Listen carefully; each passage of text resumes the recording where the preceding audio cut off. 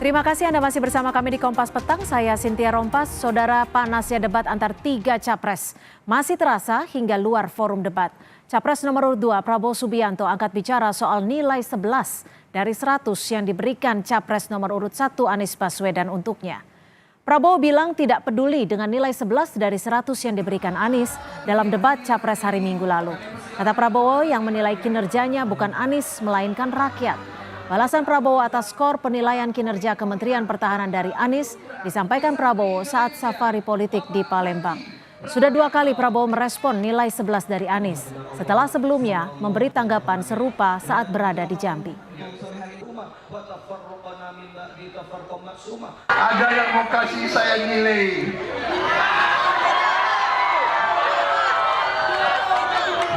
11 dari 100.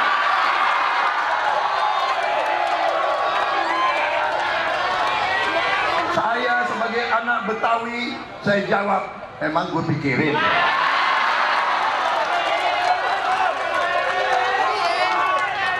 Apalagi dari ente. Kalau dari ente mah, sorry ya. Saya lebih takut dengan rakyat Indonesia. Presiden nomor urut 3 Ganjar Pranowo mengungkap alasannya memberi Prabowo skor 5 saat debat ketiga hari Minggu lalu. Menurut Ganjar, skor 5 yang ia berikan berdasarkan penilaian atas kinerja Prabowo sebagai Menteri Pertahanan. Ganjar bilang target Kementerian Pertahanan tidak tercapai dan tak adanya buku putih pertahanan. Ini poinnya apa Pak Bapak memberikan nilai 5? Ya karena targetnya tidak tercapai, perintah undang-undang untuk membuat buku putih pertahanan juga nggak ada gitu ya. Terus kemudian skor-skor dari dunia yang kemarin datanya saya tampilkan itu menunjukkan kondisi yang menurun. Itu aja. Dalam debat ketiga Capres hari Minggu, Capres nomor urut 1 Anies Baswedan menanyakan penilaian kinerja Kemenhan RI di bawah kepemimpinan Menhan Prabowo Subianto kepada Capres nomor urut 3 Ganjar Pranowo. Ganjar memberi nilai 5, sedangkan Anies nilainya 11 dari 100. Lalu kita lihat tadi alutsista yang bekas, yang itu resikonya adalah keselamatan dari TNI kita. Mereka bekerja keras menjaga setiap jengkal tanah Republik ini. Tetapi mereka tidak didukung dengan policy. Karena itu menurut saya skornya justru di bawah 5, Mas Ganjar. Sebelumnya Capres nomor urut 2 Prabowo Subianto juga secara keras memberikan tanggapan atas pernyataan Capres nomor urut 1 Anies Baswedan yang menyinggung kepemilikan lahan 340.000 hektar dalam debat calon presiden ketiga. Prabowo mempertanyakan pernyataan Anies saat debat. Prabowo mengklaim lahan yang dipersoalkan berstatus hak guna usaha. Saudara ada pula. Ya saudara ada pula yang nyinggung-nyinggung. Punya tanah berapa, punya tanah ini gitu. Dia pinter atau goblok sih? Dia ngerti nggak ada HGU, hak guna usaha, hak guna bangunan, hak pakai, ya kan? Itu tanah negara, saudara. Daripada dikuasai orang asing, lebih baik Prabowo yang mengelola. Dalam debat Capres ketiga, Anies menyebut lahan milik Prabowo adalah 320 hektar, namun diklarifikasi menjadi 340.000 hektar. Prabowo langsung menginterupsi pernyataan Anies dan menyebut data yang disampaikan Anies Baswedan itu salah. Momen itu terjadi saat Anies mendapat giliran pertama di sesi kedua saat debat ketiga Pilpres 2024 di Istora Senayan, Jakarta, Minggu malam. Itu fakta. Tidak perlu dibicarakan secara tertutup. Sebelum saya menjawab pertanyaan itu, saya mengklarifikasi tadi data yang meleset. Maaf Pak Prabowo, angkanya terlalu kecil. Bukan 320 hektar, tapi 340.000 hektar. Saya klarifikasi. Kemudian Itu pun salah. melanjutkan. Itu pun salah. Atas apa yang perlu saya sampaikan. Mas Anies, Pak Prabowo, jangan Pak Prabowo, Pak Prabowo, Pak Prabowo, mohon maaf. Ini mohon nanti tenang ada dulu kesempatannya, hadirin. baik. Mohon tenang. Harap tenang. Mohon tenang. Harap tenang. Panasnya debat antar 3 capres masih terasa hingga luar forum debat. Dalam beberapa kali kesempatan di hadapan pendukungnya, Capres nomor urut 2 Prabowo Subianto menyerang pernyataan Capres Anies Baswedan mulai dari soal etik, kinerja Kemenhan hingga food estate. Kenapa Prabowo Subianto harus merespon pernyataan Anies dengan keras setelah debat selesai? Kita ulas lebih dalam lagi bersama narasumber yang sudah bergabung di Kompas Petang melalui virtual. Sudah ada juru bicara Timnas Amin, Muhammad Iqbal, dan juru bicara TKN Prabowo Gibran, Andre Rosiade. Selamat petang, terima kasih sudah bergabung bersama kami.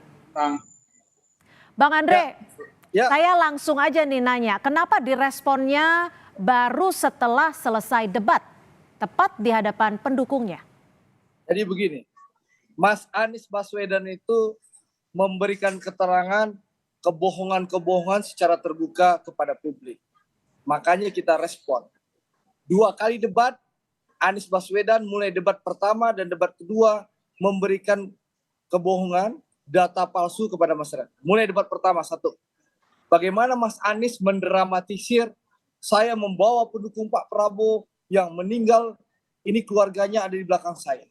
Bagaimana kita semua tahu Harun Ar-Rasyid itu anak umur 15 tahun yang datang melihat ada kejadian kerusuhan, ya, tidak punya hak suara, dan orang tuanya dan teman-teman menyampaikan ini anak yang datang, bukan pendukung Pak Prabowo. Tiba-tiba Anies Baswedan demi ambisi kekuasaan dan syahwat kekuasaan yang begitu besar mendramatisir, menuduh ini pendukung Pak Prabowo di dalam debat pertama.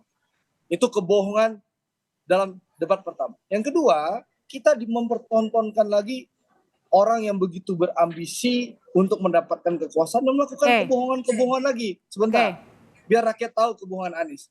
Pertama, ya, dalam debat kedua menyatakan Pak Prabowo menghabiskan anggaran 700 triliun membeli alat bekas.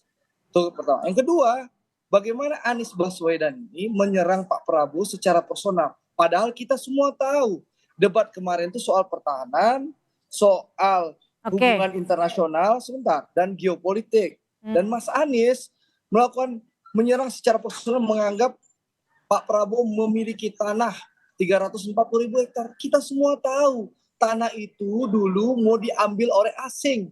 Pak Prabowo sebagai patriot menyampaikan ke Pak JK, saya ingin mengelola, dan Pak Prabowo membayar secara cash. Dan itu tanah bukan milik pribadi, tapi itu tanah negara yang dikelola adalah hutan tanam industri. Pertanyaan saya adalah kenapa baru direspon usai debat dan responnya cukup keras sebanyak 2 kali?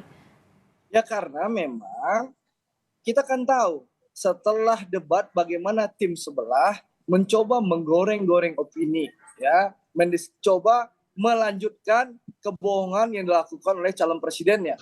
Nah, itu tentu harus direspon, ya, direspon supaya rakyat tahu ada kebohongan, bahkan memberikan angka 11. Ya, Anda bayangkan, yang menikmati, yang menggunakan APBN ini bukan hanya Kementerian Pertahanan. Anggaran itu dipergunakan oleh TNI Angkatan Darat, TNI Angkatan Laut, TNI Angkatan Udara secara bersama-sama. 3 matra juga melakukan bersama-sama dengan Kementerian Pertahanan. Anggaran itu dikelola bersama.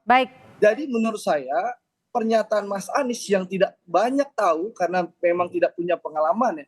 Pak Prabowo ini punya pengalaman tempur, ya, mempertaruhkan nyawanya, jadi sangat tahu kebutuhan TNI, dan tidak mungkin orang yang mempertaruhkan jiwa dan negaranya mau, ya, mengorbankan prajuritnya. Baik, kami sudah tangkap. Dengan orang yang hanya pandai mengungkap kata-kata manis, janji-janji angin palsu, dan janji-janji angin sorga. Nah, ini yang perlu diluruskan. Kebohongan, menuduh anggaran 700 triliun pakai beli barang bekas, lalu menyerang secara personal. Dinilai menyerang secara personal. Baik. Dan bicara soal etika terakhir, ya, sebelum Iqbal jawab. Kita semua tahu, ya, rakyat Indonesia tahu Anies Baswedan ini dibesarkan oleh Prabowo Subianto, bisa jadi orang hebat calon presiden saat ini. Salah satunya ada perannya Pak Prabowo. Baik, kami sudah tangkap. Saya bergeser ke personal Pak Prabowo. Itu kalau di kampung saya. Sekarang giliran saya, ya. Maling kundang. gitu loh. Bang Iqbal, inilah- dinilai ada kebohongan, ada data palsu, mendramatisir, menyerang secara personal, bahkan disebut dalam tanda kutip malin kundang. Bagaimana respon Anda? Ya ini memang Andre ini cocok banget, persis kayak Pak Prabowo, emosional, ya, egois, arogan, ya, nggak ngasih kesempatan orang ngomong, ya. Loh, Jadi memang mohon maaf, yang kita kita kan sampaikan gantian. adalah Ditahan dulu, Bang Andre. Anda menyerang. Bang Andre ditahan, silakan, Mas Iqbal. sekarang giliran saya, ya. Anda harus belajar dari negarawan. Orang kalau negarawan itu habis debat, ya udah selesai, salaman, cipika-cipiki, ya. Karena memang nggak sesuai dengan tagline-nya, menuduh orang pengkhianat, ya. Menuduh Pak Anies mengkhianati Prabowo. Prabowo mengkhianati seluruh rakyat Indonesia yang memilihnya. Santai aja. Ya, jadi itu memang dalam politik itu memang kita nih kadang-kadang kenegarawan itu penting. Kedewasaan. Kalau takut dengan ombak, jangan berumah di tepi pantai. Kalau takut dengan debat, jangan ikut maju sebagai calon. Karena dalam politik itu memang harus ada yang namanya uji kapabilitas, uji kinerja, uji pengalaman. Ya wajar saja orang mempertanyakan, karena dia Menteri Pertahanan incumbent, bukan calon yang akan melakukan sesuatu. Dia sudah bekerja hampir 5 tahun. Jadi kami melihat bahwa tidak ada yang rahasia. Pak Prabowo sampai sekarang tidak membantah kalau ada kroninya yang ada di dalam PT-PT yang disebutkan. Tidak dibantah. Berarti iya dong. Harusnya dibantah dong. Tidak ada tuh bahwa kroni saya PT ini, PT itu. Tapi nggak dibantah. Apa gitu rahasia? Ya, jadi sebenarnya yang harus dijelaskan itu adalah sesuatu yang dasar saja. Berarti Pak Prabowo tidak detail, tidak memahami. Ya. Karena apa? Karena sistem anggaran kita, ya, apa yang disampaikan di debat kemarin di searching aja, ada kok di Google, ada kok di website Kementerian Pertahanan. Jadi saya melihat bahwa di dalam konteks debat kemarin itu hal yang biasa. Ya, karena Pak Prabowo ketika dia menanyakan masalah angin, biasa aja, Pak Anies nggak baper kok, nggak dibahas. Ini sampai ngomong goblok, sampai ngomong hewan, itu menunjukkan bahwa ini kelasnya bukan negarawan. Nah, bahwa ini memang kelasnya belum matang, harus terus belajar lagi. Ya, karena terus terang, ya, rakyat melihat mana pemimpin yang matang. Harusnya kemarin ketika selesai debat, cipika-cipiki, pelukan biasa aja. Ini langsung kabur, alasan saya lebih senior. Nah, kalau begitu bagaimana rakyat akan menonton, melihat ini? Ya, bahwa sebenarnya kecerdasan emosi, kematangan emosi itu sangat penting bagi seorang pemimpin. Dan kami melihat bahwa perdebatan-perdebatan kemarin sangat ilmiah. Memang pada faktanya indeks pertahanan kita menurun, ya dari targetnya 79 hanya dapat 64 atau 65. Itu faktanya ada, data-datanya ada yang disampaikan Mas Ganjar. Dan yang menyampaikan ini dua kubu, bukan hanya satu kubu, bukan hanya Anies saja. Mas Ganjar juga memberi nilai 5. Ya, jadi ini bukan sesuatu yang serius secara emosional. Tetapi kami melihat ini adalah bagian dari dinamika perdebatan, ya. Dan tentu saja saya melihat bahwa dalam konteks perdebatan ini kemarin Pak Prabowo nggak bisa menjawab. Oke, Bang Andre, dinilai bahwa Pak Prabowo takut debat. Kenapa tidak dibantah saat debat? Lalu kenapa saat ini Pak Prabowo pernyataannya begitu keras? Apakah memang Anies dinilai sebagai lawan terberatnya? Pertama saya ingin meluruskan dulu. Saya tadi diberikan kesempatan bicara, baru saudara Iqbal bicara. Tapi saudara Iqbal ini ya menuduh saya arogan, padahal masih hak saya bicara. Moderator belum memberikan, ini kan tuduhan yang serius. Ini belum berkuasa saja, sudah begitu otoriter menuduh orang arogan. Mengerikan memang Anda kalau bisa diberikan kekuasaan, dahsyat benar. Satu ya. Yang kedua, saya ingin sampaikan sekali lagi ya Pak Prabowo sudah dengan jelas bahwa kita adu program soal pertahanan, ya. Yang permasalahannya kan masalah ini muncul karena memang Anies Baswedan melakukan penipuan, memberikan data-data palsu, data-data hoax dalam debat, ya. Dan itu disebarkan kepada seluruh rakyat Indonesia. Kebohongan-kebohongan Harusnya dibantah kemarin dong. Harusnya dibantah kemarin gantian dong. dulu Anda tadi.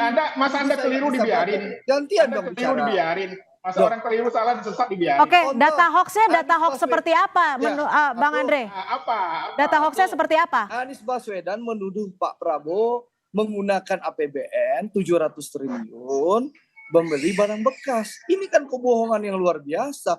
Itu sangat bengis, sangat kejam yang dilakukan oleh Anies Baswedan dalam debat. Ini penipuan dan kekejaman Anies memberikan data palsu di dalam debat. Yang kedua, Mas Anies bayangkan ya menuduh Pak Prabowo punya tanah ya Ini kan nggak ada urusan. Ini kita tidak bicara reformasi agraria, kita tidak bicara konteks pertanahan, kita bicara konteks pertahanan. Tapi Anies Baswedan, ya, orang yang dibesarkan oleh Pak Prabowo, menyerang secara personal Pak Prabowo.